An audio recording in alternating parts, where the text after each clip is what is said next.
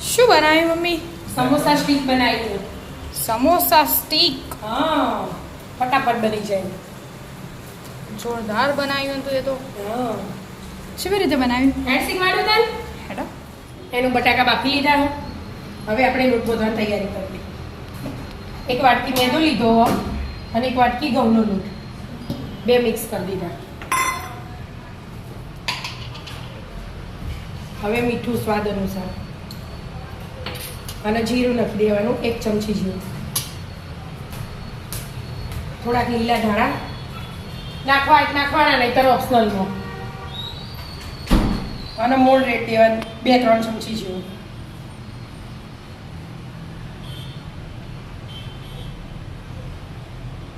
હવે બધું મિક્સ કરી દેવાનું મસ્ત. આપણે સમોસાનો લોટ પોતીએ રોટલીનો, હા, એવો લોટ પોતી દેવાનો. રોટલીનો જ. હા, રોટલીનો. હવે પાણી વેળીને હા, લોટ બાંધી જેવો દેવાનો. એડ કરીને બાંધી દેવાનું. જો બાંધી મસ્ત દો. થઈ ગયું. બાંધી દીધો મમ્મી. હવે બેટા જો મસ્ત લોટ બંધાઈ છે. હમ. હવે ઢોકીને મૂકી દઈએ સાઈડ પર. એટલા આપણે મસાલા કરી દેવાના. આપણા વિદ્યાબેને બટાકા મેશ કરેલા. વિદ્યાબેનને હવે રજાઓ પડી ને. હવે વિદ્યાબેન રોજ ફરમાઈશ કરતી મમ્મી આજ તો આ બનાય, આ બધું. મમ્મી આજ આ ખાવું. બસ પહેલાં મીઠું સ્વાદ અનુસાર. આમાં એના 2 રીતના મસાલા આવે. આપણા હળદર મરચું એવું ના નાખવું હોય ને તો લીલા તીખા મરચાં નાખી દેવાના, ચીલી ફ્લેક્સ નાખી દેવાનો અને ઓરેગાનો ને એવું બધું નાખવાનું. એવું એ નખાય. અને આપણે ફેન્સી મસાલા. હા, પણ આપણે રેગ્યુલર જ નાખવાના છે. બરાબર. હળદર થોડીક જ નાખી, બહુ ગમતી નહીં. મરચું, લાલ મરચું, તીખું મરચું, એટલે તીખું, દાણા જીરું, દાણા જીરું, ગરમ મસાલો અડધી ચમચી, અને કસૂરી મેથી.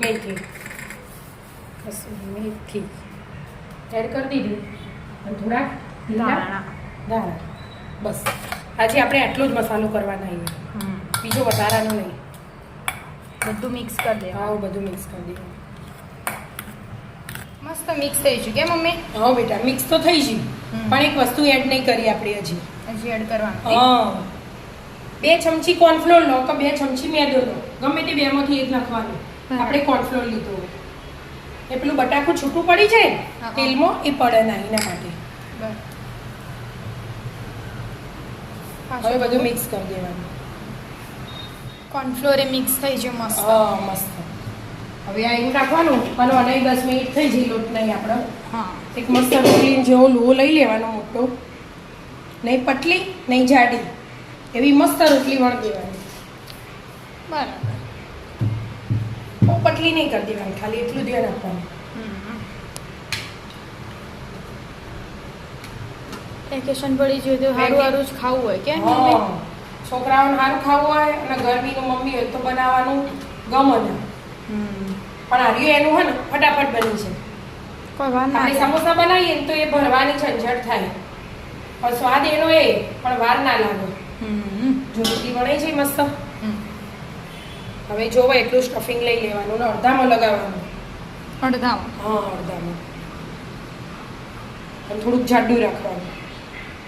પતલું પતલું લગાવવું હોય તો આખામાં લગાવવાનું. જાડું લગાવીએ ને એટલે અડધામાં લગાવી દેવાનું. મેં જાડું લગાવ્યું ને એટલે અડધામાં લગાવી અડધામાં લગાવ્યું. અડધી રોટલી ઉપરથી લઈ લેવાની.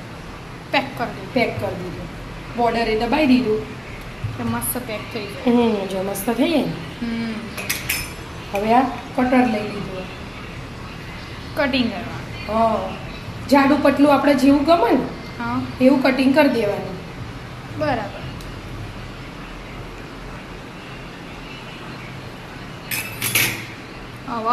હવે આવી રીતે આમ સ્પ્રિંગ બનાવી દેવાનું. મૂકી દેવાના, તેલ ગરમ થયું ને તે અંદર જ સીધું જો મસાલો છેટલો હોય જો. બસ આમ ગોળ ફેરવી દેવાનું 2 વાર 3 વાર, જે ફેરવે બધા એવી રીતે બનાવી દેવાના.